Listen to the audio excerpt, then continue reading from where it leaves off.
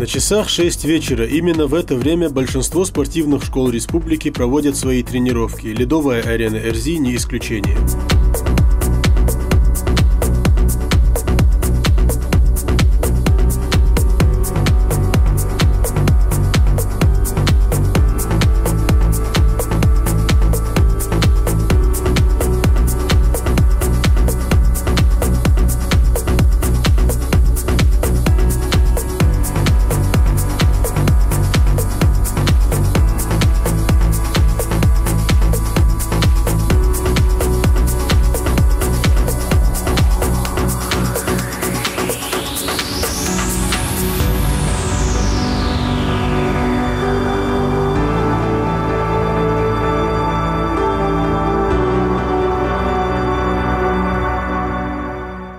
Каждый год в преддверии нового сезона руководство арены вместе со специалистами проводят тщательный анализ состояния ледового покрытия и при малейшей погрешности обновляют полотно.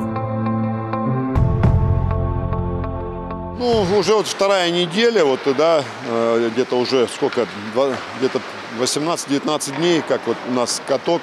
Вот. И сезон, конечно, начинается здорово, мне нравится. Вот мальчишка здесь вот на льду, да? Вон в синей майке приехал. Это наш мальчишка, которым мы по контракту его передали в краснодарский клуб «Северские волки». Да? Вот я на него вчера смотрел на тренировки и восхищался. Мне было настолько приятно, настолько радостно на душе, что этот мальчишка воспитанник нашей школы. Вот. Все-таки не зря вложены труды, не зря мы здесь с утра до ночи здесь находимся. Я всегда отсюда ухожу в 10, в 11. Не могу, как вот капитан корабля, как говорится, да, покидаю последним. Да, поэтому не могу уйти, когда здесь еще кто-то есть. Хоккейный сезон в Ингушетии стартовал несколько недель назад, а тренировки в привычном для ребят ритме проходят уже с первого дня нового сезона.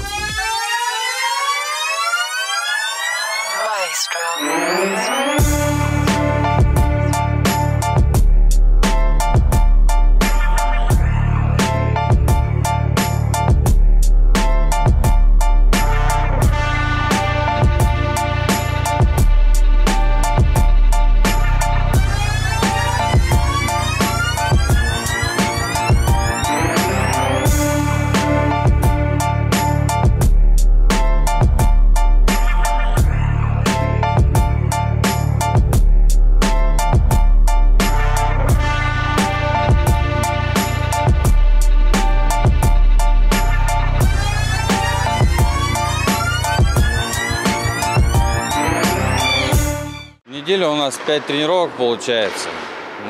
Я думаю, что этого мало. У нас начинается все с УФП. После УФП мы сразу идем на лед. Ледовая подготовка. Должны были начать с августа, но льда не было. Какие-то проблемы там финансовые, как бы они нас не касаются, по большому счету льда не было.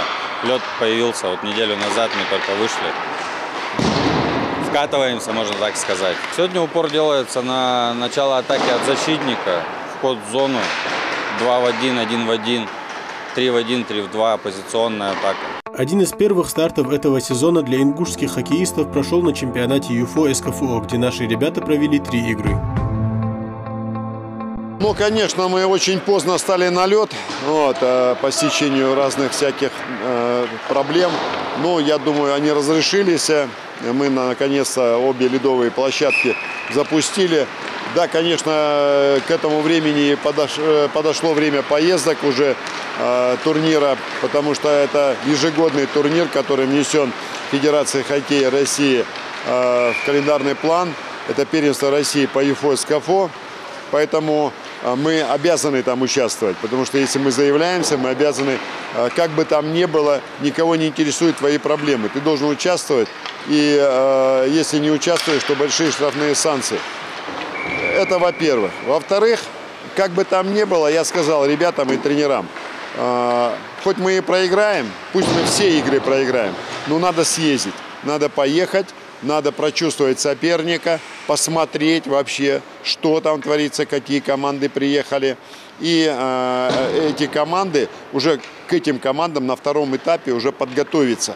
просто психологически, чисто для себя, чтобы ребята могли прочувствовать, потому что там игра уже жесткая, ребята уже 13-14 лет, извините, там уже и серьезные ребята, есть и здоровые. Но, конечно, когда я смотрел по прямой трансляции этот хоккей, я думал, это какая-то юношеская сборная играет против наших ребят. Потому что, ну, ясное дело, я сегодня не учу ребят и вообще не ввожу в эту систему, чтобы там подставы были. Там, так. Я хочу, чтобы каждый год играл со своим годом и прочувствовали они. Пусть там будут подставы у них, но все равно у нас ребята, конечно, молодцы. Несмотря на то, что там на голову выше ребята были, да, вот, я даже разговаривал с президентом Федерации хоккея в Ставрополе. Вот, он мне звонил сам, сказал, конечно, говорит, я был удивлен, когда вот тренера сказали, что ваши ребята только 3 дня на льду и приехали на турнир. Скорость, ловкость и выносливость – именно эти аспекты являются самыми важными в таком нелегком виде спорта, как хоккей. Именно этим и заняты ребята на сегодняшней тренировке.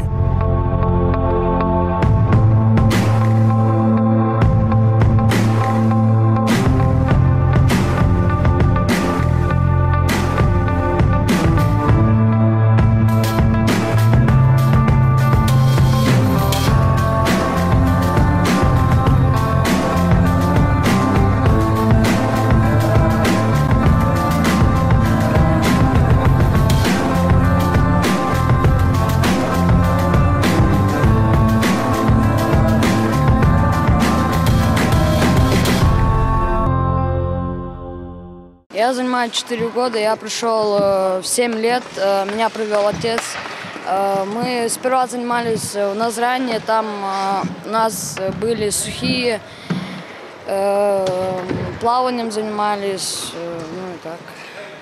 Вот в начале насколько сложно тебе было? Были ли сложные тренировки?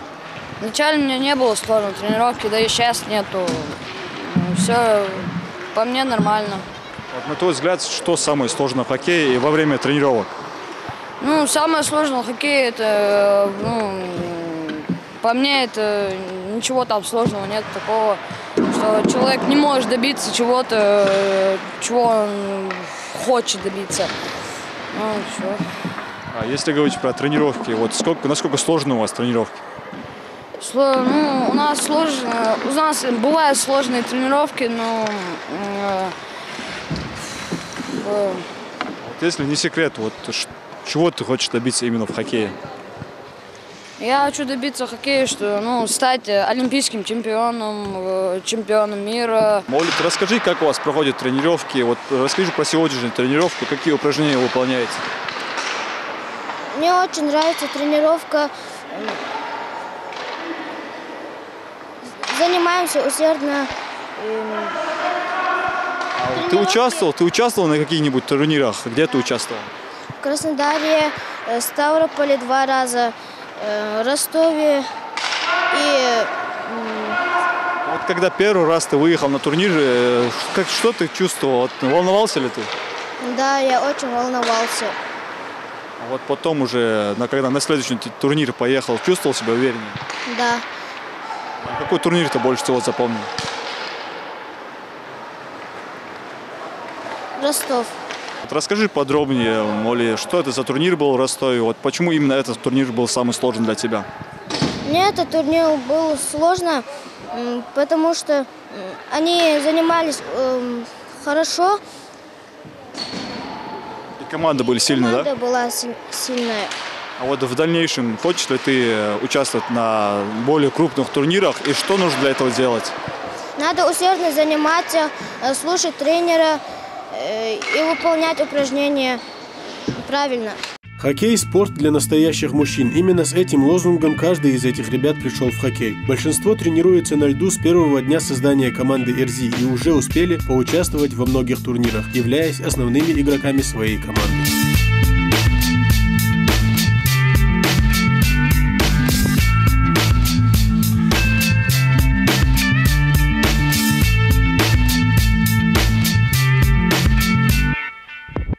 Сюда я сначала пришел, как я узнала, я сразу захотел. Меня папа отправил сюда. Сначала мы тренировались осетии, потому что не было льда. Потом 2-3 года мы тренировались. Потом мы приехали сюда, переехали. У нас сначала был кубок президента, мы его выиграли.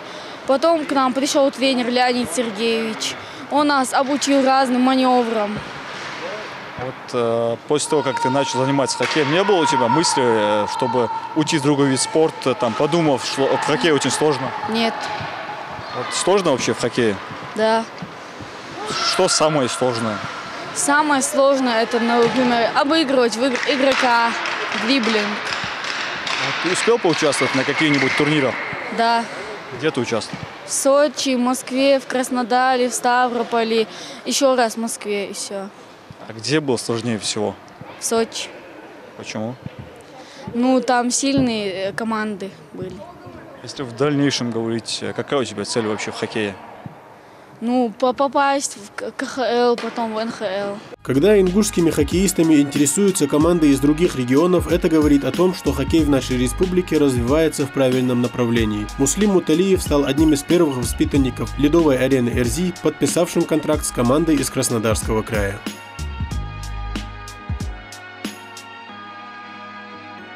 4 года назад я начал заниматься хоккеем. Сперва хотел футбол, потом футбол был далеко от где я живу. Потом по дороге домой с мамой увидел тренера, сказали, что есть в Ингушетии хоккей, типа обрадовались. Начал заниматься хоккеем, так нормально. Сперва не было льда, было типа ОФП, там футбол. Так нормально было, тяжело, да, было. Потом нам привезли клюшки, начали клюшками тренироваться, потом мячики. Сначала было сложно, потом начали выигрывать, проигрывать. Потом пригласили меня в другую команду, Северские Волки. Там я начал тренироваться нормально, поинтереснее там. Начали выигрывать, проигрывать, так нормально. Но там поинтереснее, другой уровень. Там, конечно, легче, чем здесь, но здесь тяжелее. Скучали сильно в своей бывшей команде Эрзи. Ну так неделю приехал отдохнуть, вот приехал потренироваться, так нормально. На ледовой арене РЗИ тренируются 7 команд разных возрастов. Каждый день юные хоккеисты с большим интересом и желанием приходят в комплекс на очередную тренировку. Такая страсть к игре не может не радовать руководство комплекса и тренеров, которые полностью отдаются работе и ставят перед собой задачу сделать из ребят профессионалов своего дела.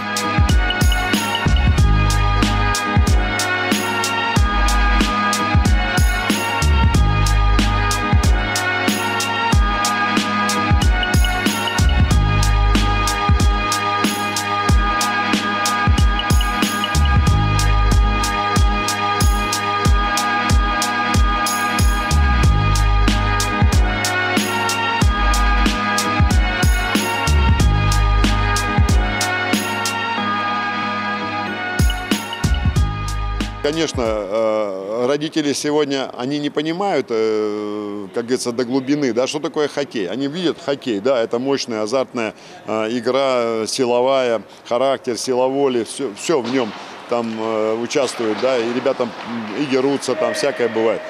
Но сама система вот эта хоккейная, да, ее полностью вот, ее не познать, надо в ней жить и с ней идти по жизни. Я уже 49 лет в этом хоккее, да, и я знаю, что это такое. Конечно, хоккей дорогой вид спорта, он очень сложный вид спорта и травмоопасный вид спорта. Сколько таких случаев было. Ну, а родители сегодня хоккей, завтра уже даим олимпийского чемпиона. Понимаешь, ну так же не бывает в жизни, да? Вот старшая группа у нас там, 7-й год ребята, но уже вот сейчас 9-й, 10-й год ребята у нас выросли. Вот, уже хорошая команда сформировалась. Мы вот сейчас хотим турнир один устроить и привлечь их к этому турниру, посмотреть, проанализировать. Если раньше фраза «ингушский хоккей» звучала бы для многих как шутка, то теперь именно этот вид спорта стал одним из самых популярных в республике.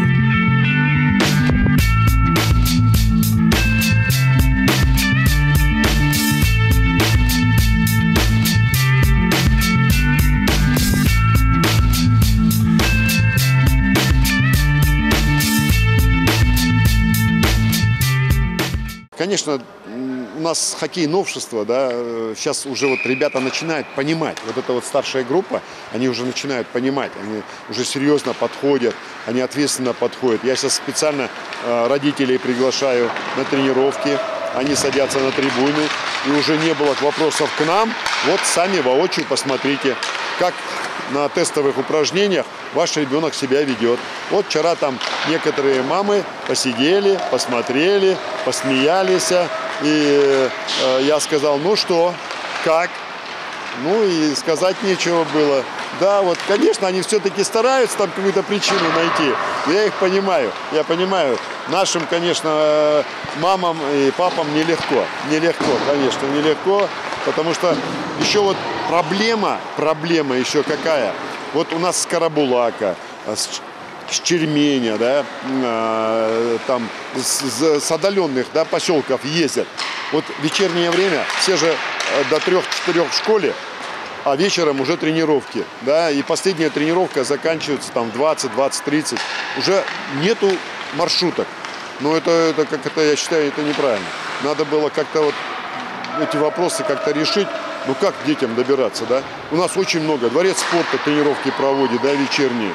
Оттуда. Ну, не то, что ребята уже большие, они могли бы сами приехать и сами уехать. А родители переживают, что нет маршруток. На чем он доедет? Вот эти вот вопросы вот хотелось бы. Усиленные тренировки, товарищеские матчи, участие на различных турнирах, встречи и мастер-классы от легендарных хоккеистов мотивируют наших юных спортсменов, и, возможно, не за горами время, когда в НХЛ появятся первые ингушские звезды. Удачи нашим ребятам!